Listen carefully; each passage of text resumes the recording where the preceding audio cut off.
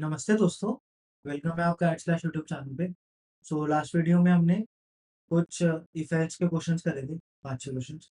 तो इस वीडियो में भी हम 5 क्वेश्चंस करने वाले हैं, जो मैंने आपको लास्ट वीडियो में बताया भी था कि हम कौन-कौन से क्वेश्चंस करने वाले हैं। तो इस वीडियो में भी हम 5 क्वेश्चन करेंगे और उनको भी अच्छे से समझ रहे होंगे, ठीक है? तो इतने सारे क्वेश्चंस करने के बाद आपका इफेक्ट्स में लॉजिक बनना स्टार्ट हो जाएगा और इवेंचुअली बनता भी जाएगा, ठीक है? तो स्टार्ट करते हैं अपना। पहला क्वेश्चन है आज का। Write a program to check whether the triangle is equilateral, isosceles और स्केलिंग ट्राइंगल। तो हमें ये पता लगाना है कि ट्राइंगल इक्विलेटरल, आइसोसेलेस और स्केलिंग। ठीक, इसका मतलब क्या होता है थोड़ा सा समझते हैं। सबसे पहले चलते हैं अपने वीएस कोड में। तीन चीजें होती हैं। एक ट्राइंगल होता है, उसकी तीन साइड्स होती हैं, ठीक है? लेट्स से हमारा ए साइड, ये बी साइड, ये सी साइड। अगर हमारी थ्री साइड्स इक्वल है, थ्री साइड्स इक्वल मतलब all sides, three sides equal, तो इसका मतलब क्या है? ये इक्विलेटरल ट्रायंगल, इक्विलेटरल ट्रायंगल। अगर कोई भी दो साइड्स इक्वल है, टू साइड्स इक्वल, तो इसका मतलब क्या है? ये कोई भी दो साइड्स, तो ये ट्रायंगल है आइसो, ठीक है?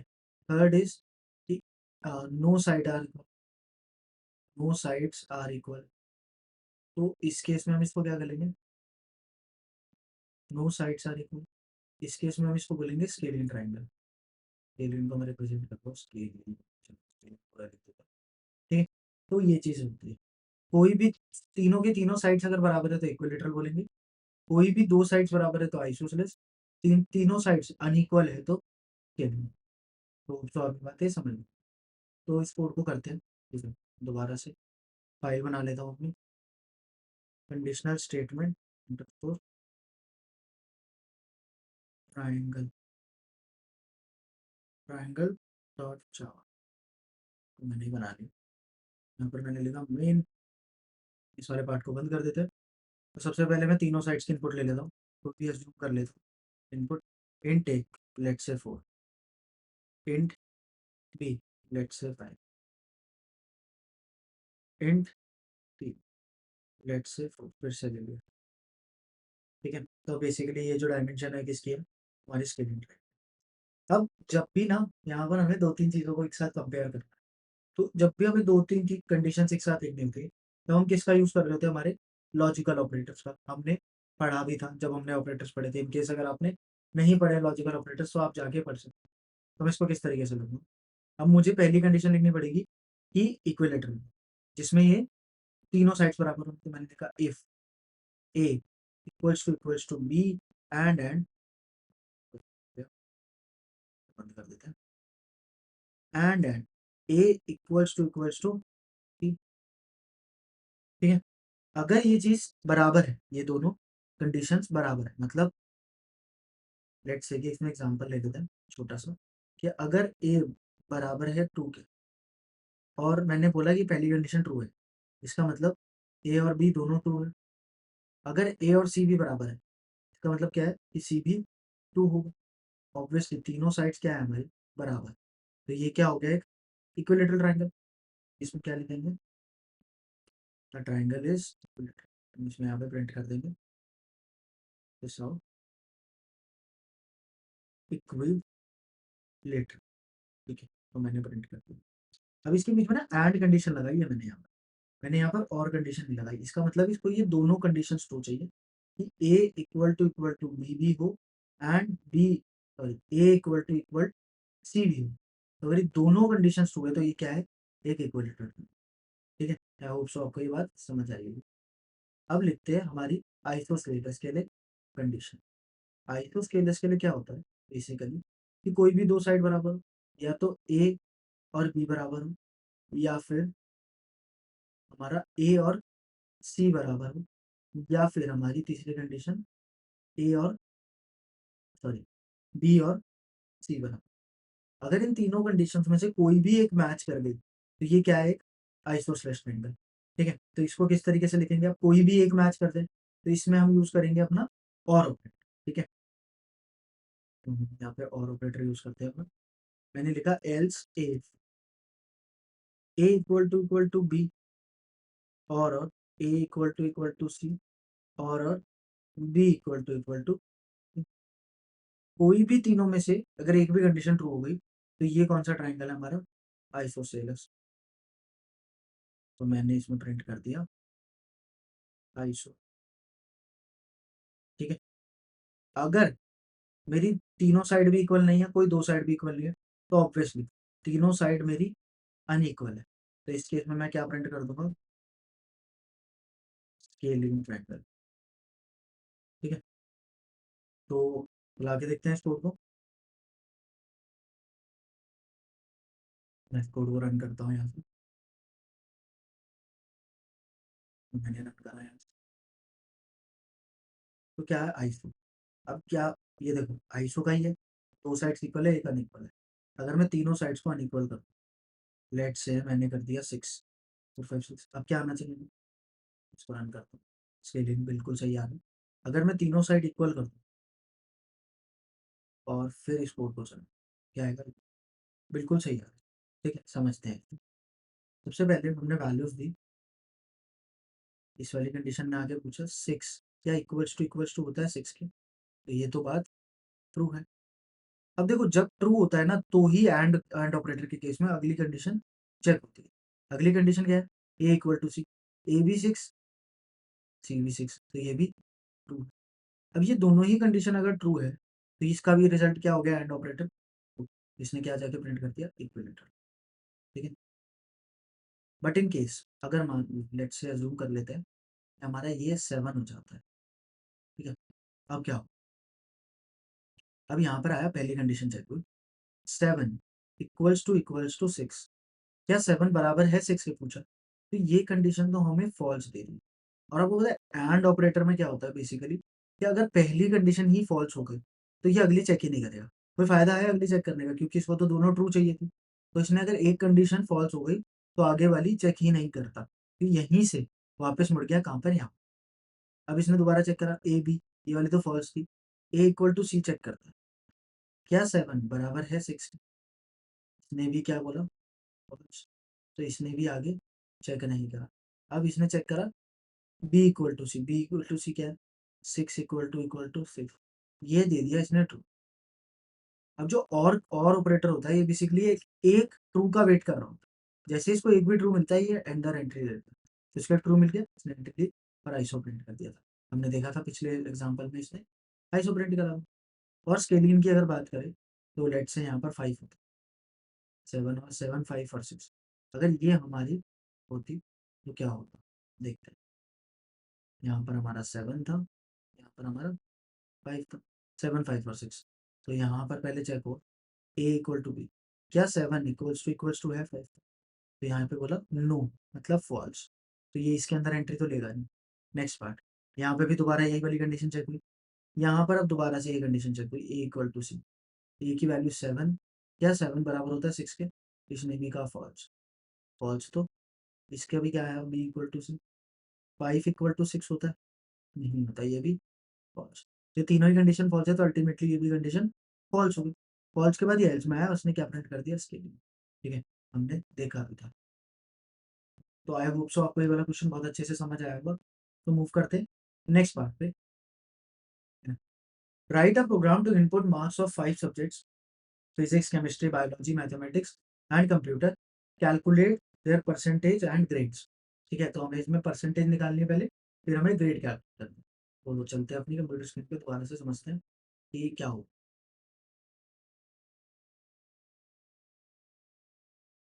कंडीशनल स्टेटमेंट्स यस, हम यहाँ पे कैलकुलेट करेंगे ग्रेड्स डॉट जावा, डाला हमने। तो हमें 5 सब्जेक्ट के इनपुट कराने हैं यूजर से। तो सबसे पहले मैंने लिख दिया statement import Java dot util dot star. उसके बाद मैंने बनाया scanner class, scanner s c equals to new scanner system dot in dot in. ठीक है, मैंने बना दी। अब सबसे पहले मैंने सब्जेक्ट्स के इनपुट ले ली। यहाँ पर मैं लिख देता हूँ एंटर मार्क्स ऑफ 5 सब्जेक्ट्स। ठीक है, अब क्या होगा इंट फिजिक्स, मैंने फिजिक्स के लिए बनाया equals to s c dot next int. मैंने ये चीज़ बना दी, इसको कॉपी कर लेते हैं बार बार। फिजिक्स के बाद मैंने लिखा केमिस्ट्री, केमिस्ट्री के बाद मैंने लिखा बायो, बायो के बाद मैंने लिखा मैथ्स, और मैथ्स के बाद हमारा था कंप्यूटर साइंस, सी एस। 1 2 3 4 5 हमने पाँचों के वो ले लिए। अब यहाँ से थोड़ा इसकी फॉर्मेटिंग कर लेते, फॉर्मेट डॉक्यूमेंट्स फिर फॉर्मेटिंग कर ली। ठीक है, तो हमने ये 5 सब्जेक्ट के इनपुट तो ले ली। अब इनपुट के बाद क्या निकालते हैं, परसेंटेज। परसेंटेज क्या होता है basically, total marks obtained, total marks obtained,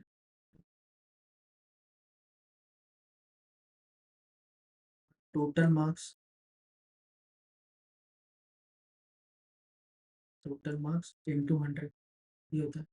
इस फॉर्मूले को थोड़ा सा अगर और अच्छे से करें, टोटल मार्क्स ऑब्टेन तो हमें पता नहीं है, तो मैं इसको लिख देता हूँ टोटल से। लेकिन टोटल मार्क्स कितने, जो ओवरऑल टोटल मार्क्स हो सकते थे पांचों सब्जेक्ट के, तो हर सब्जेक्ट अज्यूम कर लेते हैं कि 100 मार्क्स का था, तो 500 टोटल हो गए इंटू 100। तो यहाँ से बेसिक मैथ से हमने 0 0 कट कर दिए। तो अगर मैं टोटल अपॉन 5 करता हूँ, टोटल अपॉन 5, तो क्या होगा बेसिकली, मैं हमारी परसेंटेज मिल जाएगी। ये किस चीज़ का फॉर्मूला है परसेंटेज का, परसेंटेज। ठीक है, तो इस टाइप से मैंने ये कर लिया, फॉर्मूला बना लिया आपने। तो अब अपना निकालते हैं परसेंटेज। तो मैंने लिखा in P percentage equals to physics plus chemistry plus bio plus maths plus C S computer science, और इसको मैंने कर दिया ब्रैकेट में डाल दिया डिवाइड बाय 5। तो मैंने इस तरह करने से मेरे पास परसेंटेज। अब परसेंटेज के अकॉर्डिंग ग्रेड देते हैं इसको। मैंने डाला if percentage is greater than equal to 90, अगर परसेंटेज ग्रेटर देन है 90 से या बराबर है 90 के, तो आपको कौन सा ग्रेड मिलेगा, आपको ग्रेड मिलेगा ए, ग्रेड ए। ऑब्वियसली ऐसे ही मिल रहा होता है ग्रेड। इसके बाद हमने नेक्स्ट में लिया else if percentage is greater than equals to 80, अगर ऐसा है तो क्या लिखूंगा मैं, ग्रेड बी, लिखा मैंने। इसके बाद हमारा else if p is greater than equals to 70, अगर परसेंटेज 70 से बड़ी है तो उसका ग्रेड क्या हो जाएगा हमारा, ग्रेड सी। मैंने दे दिया यूजर को। उसके बाद देखा else if percentage is greater than equals to 60, तो हम ग्रेड दे देंगे उसको grade A B C D आ गया। तो ग्रेड हमने क्या दे दिया उसको, ग्रेड डी। और इसी तरीके से आप बाकी ग्रेड्स को भी लिख सकते हैं। ठीक है, तो हम इस कोड को एक बार रन करके देखते हैं और समझते हैं कि किस तरीके से ये चल रहा हो। मैंने यहाँ से चलाया है कोड, मैं यहाँ पे मैं इंटर मार्क्स नहीं कर सकता, यहाँ से चलाता हूँ। तो कह रहा है एंटर मार्क्स ऑफ 5 सब्जेक्ट्स। अच्छा मेरी यहाँ पे गलती हो गई, मैंने 5 की जगह वो लिख दिया। ठीक है, तो मैंने यहाँ पे लिखा लेट से 90, 95 सेकेंड सब्जेक्ट में, और 92, 90 फिर से, और फिर 93। तो इसने क्या बोला, ग्रेड है, क्योंकि अगर इन सबका कैलकुलेट करोगे तो ये 90 से अबव परसेंटेज में। तो ये इस तरीके से चल रहा था। तो यहाँ पर पहले मैं ठीक कर देता हूँ, यहाँ पे 5 लिख देता हूँ।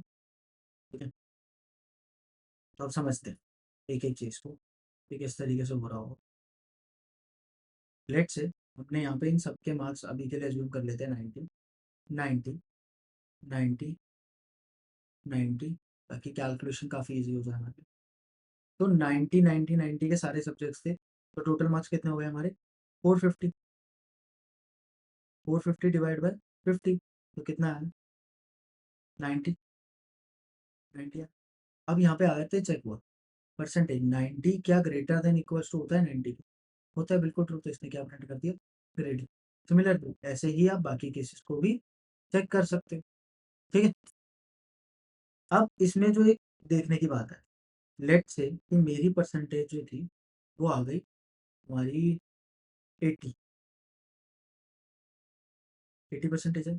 अगर 80% होती तो यहाँ पर आके चेक होता 80 क्या ग्रेटर है इक्वल्स टू 90, ये बोलता फॉल्स। नेक्स्ट केस में चेक होता 80 क्या ग्रेटर देन इक्वल्स टू है 80 के, ये बोलता ट्रू। ट्रू का मतलब ग्रेड भी प्रिंट हो जाता।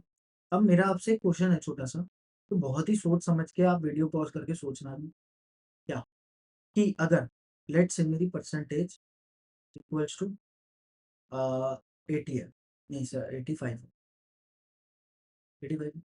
अब ये जो परसेंटेज है ये तो ग्रेटर देन 85, ग्रेटर देन क्या होती है इक्वल्स टू 70 होता है, 85 ग्रेटर देन इक्वल्स टू 60 भी होता है।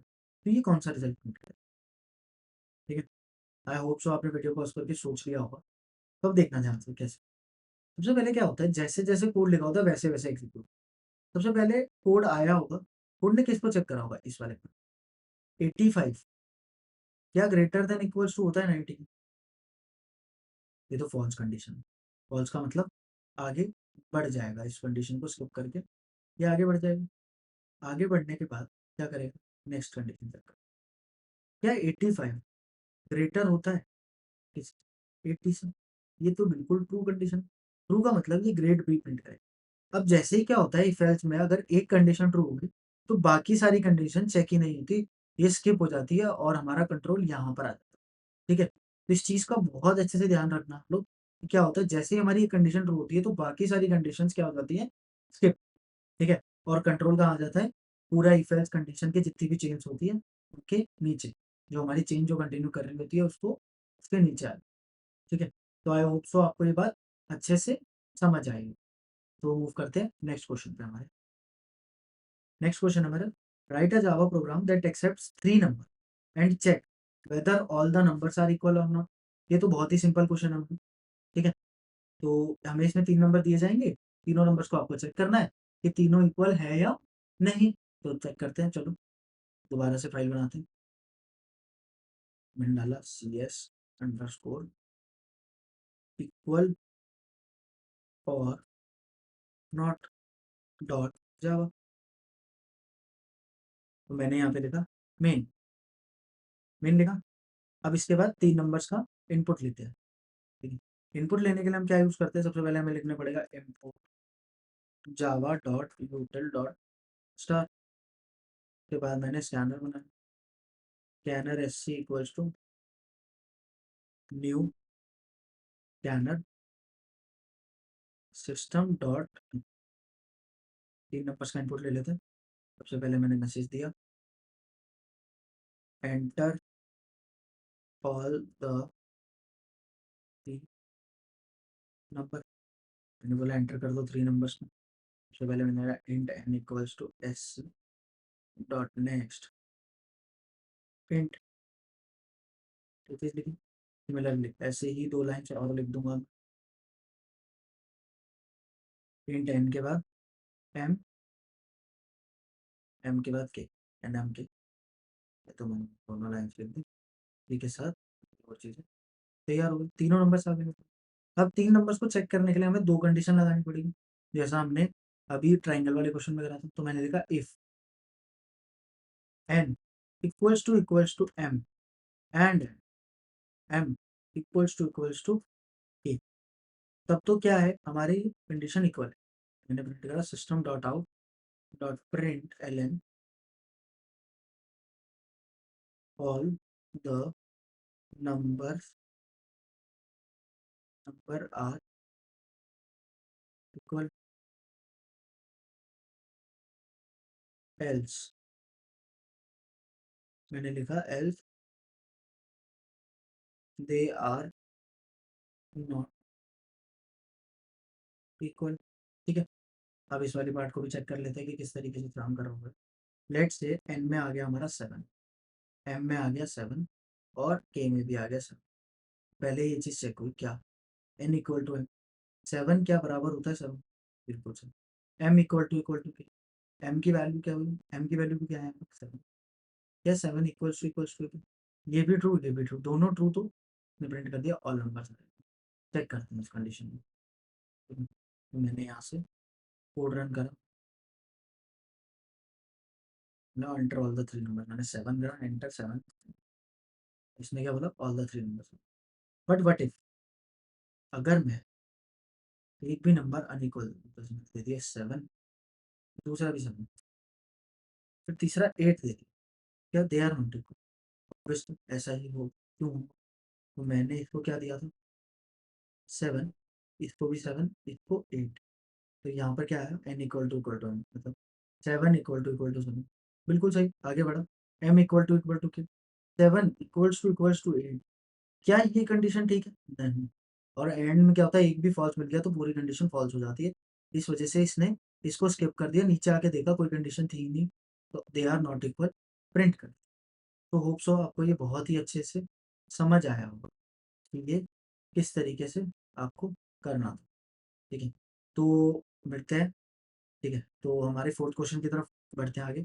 Right a Java program to check whether the given integer is a multiple of 5 and 7। इसमें ये बोला है, पिछली बार हमने मल्टीपल चेक करा था पिछली वीडियो में, अब की बार ये बोल रहा है 5 और 7 दोनों का एक साथ मल्टीपल होना चाहिए। तो जिनको 5 मल्टीपल ऑफ 5 वाला क्वेश्चन जिन्होंने नहीं करा, वो हमारी पिछली वीडियो भी जाके देख सकते हैं, तो आपको बहुत अच्छे से कॉन्सेप्ट समझ आ जाएगा।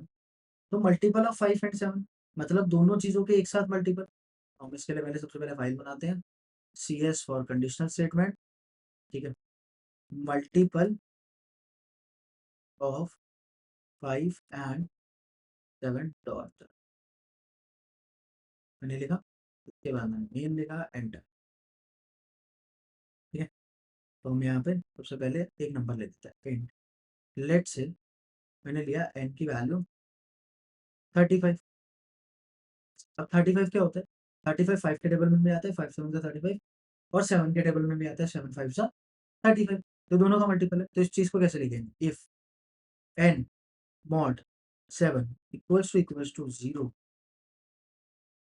And n mod 5 equals to 0, अगर ये दोनों ही कंडीशंस ट्रू है, इसका मतलब क्या है, yes this number is multiple of 5 and 7। Else अगर ऐसा नहीं है तो इसका बिल्कुल अपोजिट प्रिंट करना होगा हमें, मैंने कहा no, this number is not a multiple of 5 and 7, ठीक है। तो चेक करते हैं, 35 मैंने अभी आपको बताया दोनों का ही क्या होता है हमारा मल्टीपल होता है 5 और 7 का, यहाँ पर भी क्या आ रहा है, this number is a multiple of 5 and, but what if अगर मैं 30 ले लूँ, अब 35 का मल्टीपल तो होता है बट 7 का नहीं होता, तो अगर मैं इसको रन करूँ तो क्या आएगा option, not, this number is not a multiple of 5 and 7, तो आपको यहाँ दिख रहा होगा, चेक करते हैं। अब ना सबसे पहले यहाँ पर आया है, इसने चेक करा 30 मॉड 7, ये 0 के बराबर नहीं होता है, ठीक, ये कंडीशन फॉल्स, फॉल्स का मतलब कि अब ये नेक्स्ट चेक ही नहीं करेगा, ये सीधा नीचे आएगा, नीचे कोई कंडीशन नहीं दिखेगी तो ये एग्जीक्यूट हो जाएगा, ठीक है। आई होप सो आपको ये वाला क्वेश्चन बहुत ही अच्छे से समझ आया होगा, ठीक है। तो बढ़ते हैं अपने नेक्स्ट क्वेश्चन, ठीक है। तो हमारे ये 4 क्वेश्चन हो गए, लास्ट क्वेश्चन करते हैं। ये लास्ट क्वेश्चन काफी अच्छा है, काफी इंपॉर्टेंट भी है। A certain grade of steel is graded according to the following condition, ठीक है। इसमें हमें 3 वेरिएबल्स बनाने पड़ेंगे basically, hardness, carbon content and tensile. Hardness must be greater than 50, carbon content must be less than 0.7, tensile strength must be greater than 5600, ठीक है। तो ये 3 चीज बनानी है। तो हार्डनेस तो हमारा नॉर्मल इंटीजर में बन जाएगा, कार्बन कंटेंट इस बार डेसिमल में, डेसिमल के लिए हम कौन सा डेटा टाइप यूज करते हैं, हमारा डबल, तो हम इसको डबल में ले रहे होंगे। टेंसाइल स्ट्रेंथ के लिए हम क्या ले रहे होंगे, दोबारा से हमारा इंटीजर, ठीक है। तो इनमें क्या बोला इन्होंने, grade 10 if all the conditions are met, मतलब तीनों की तीनों कंडीशंस अगर ट्रू है, इसका मतलब क्या है, वो ग्रेड 10 का। If grade 9 if 1 and 2 conditions are met, grade 8 and so on. तो हम इसको बार-बार देखते रहेंगे और काम करते रहेंगे। ठीक है? तो हम बनाते हैं अपना नई video, conditional statement, steel grade. मैंने लिखा स्टील ग्रेड डॉट जावा। ठीक है? लिखा। अब मैंने यहाँ पे लिखा मेल और एंटर कर दिया। एंटर करने के बाद आगे बढ़ते हैं। सबसे पहले तो मैं अपने वेरिएबल्स बना लूँ। इंट हार्डनेस, इसको कोई डमी वैल्यू दे देते हैं, लेट्स से 50 दे दिया हमने। अब कार्बन कंटेंट के लिए बनाना था, मैंने लिखा डबल ऑफ कार्बन कंटेंट। ये कितना होना चाहिए? 0.7 से कम होना चाहिए, तो मैंने उसको 0.3 दे दिया। इसके बाद हमारा नेक्स्ट पार्ट क्या है? इंट टेंसाइल स्ट्रेंथ टीएस दे दिया मैंने इसमें। लेट्स से इसकी वैल्यू कर दी मैंने 6500। ठीक है? तो अब कंडीशंस लिखना चालू करते हैं। कंडीशंस क्या है? पहली condition, the grade is 10 if all the 3 conditions are, मतलब तीनों ही कंडीशंस अगर ट्रू हो जाए तो क्या होगा? ये हमारी 10 ग्रेड का स्टील होगा। तो मैंने लिखा if hardness is greater than 50, मतलब अगर मैं उसको 60 कर दूं और अच्छे से समझ आएगा। Hardness should be greater than 50 and carbon content less than 0.7 होनी चाहिए and tensile strength should be greater than 5600। देखो, ये कंडीशन जो मैंने लिखी है इन्होंने नहीं बोल रहा। हार्डनेस जो होनी चाहिए वो ग्रेटर देन होनी चाहिए 50 से। Carbon content must be less than, carbon content कम होना चाहिए किससे? 0.7 से। टेंसाइल स्ट्रेंथ की बात करें तो टेंसाइल स्ट्रेंथ ज़्यादा होनी चाहिए 5600 से। तो अगर ये तीनों कंडीशन मैच करिए तो 10 ग्रेड का स्टील है। तो मैंने कहा हार्डनेस ग्रेटर देन 50 होनी चाहिए, कार्बन कंटेंट लेस देन 0.7 और टेंसाइल स्ट्रेंथ ग्रेटर देन 5600। तो अगर ये तीनों कंडीशन मैच करके तो ये कौन से ग्रेड का स्टील हुआ? तो ये हुआ स्टील ग्रेड 10 का। ठीक है? एल्स इफ, अब दोबारा चलते हैं। Grade 9 the grade 9 if conditions 1 and 2 है। 1 कौन सी? Hardness and carbon content.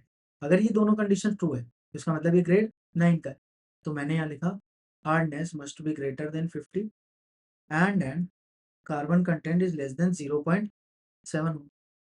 इसका मतलब क्या है? ये कौन से ग्रेड का स्टील है? हमारा ग्रेड 9। मैंने यहाँ पे लिख दिया ग्रेड 9। ठीक है? नेक्स्ट कंडीशन हमारी एल्स इफ, देखते हैं क्या बोल रहे हैं। कह रहा है grade the grade is 8 if conditions 2 and 3 are. 2 and 3 कौन से? कार्बन एंड टेंसाइल स्ट्रेंथ वाले। तो मैं यहाँ लिख देता हूँ carbon content must be less than 0.7 and tensile strength must be greater then 5000। ठीक है? आई होप सो आपको ये बात अच्छे से समझ आई होगी कि मैं कंडीशन कैसे लिख पा रहा हूँ। इतने सारे क्वेश्चंस करने के बाद थोड़ा थोड़ा आइडिया लगने लग जाता है। ठीक है? एल्स इफ, अब नेक्स्ट कंडीशन पढ़ते हैं। 1 एंड 3 आर मेट 7 का ग्रेड का स्टील। 1 और 3 कौन सी थी? हमारी हमारी हार्डनेस एंड टेंसाइल स्ट्रेंथ। तो 7 के लिए hardness and tensile strength. Hardness जो होनी चाहिए वो ग्रेटर देन होनी चाहिए 50 and tensile strength should be greater than 5600। ठीक है? तो ये कौन सा हो जाएगा? ग्रेड 7। ठीक है? ग्रेड 7 के बाद आगे बढ़ते हैं।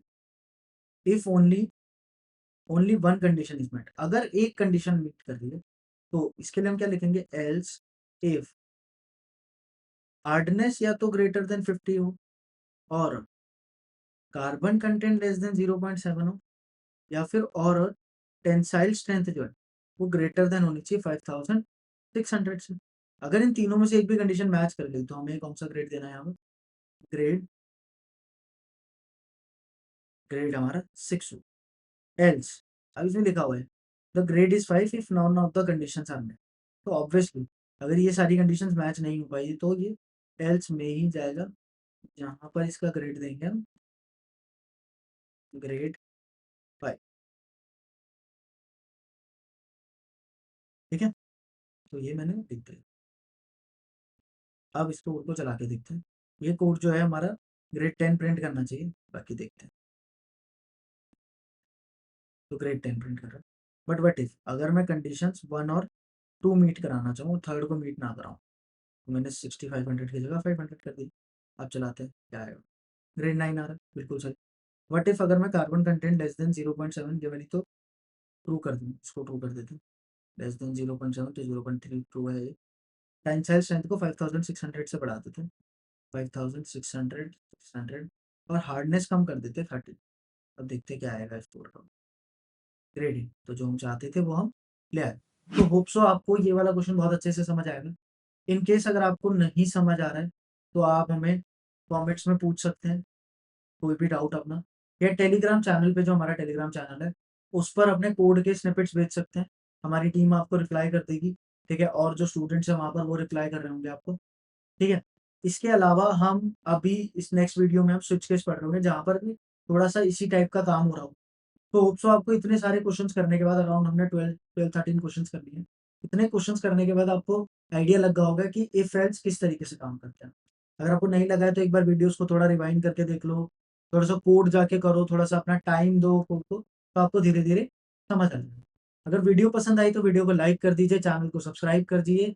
ठीक है, मिलते हैं नेक्स्ट वीडियो में जिसमें हम स्विच केस पढ़ रहे हो। Thank you.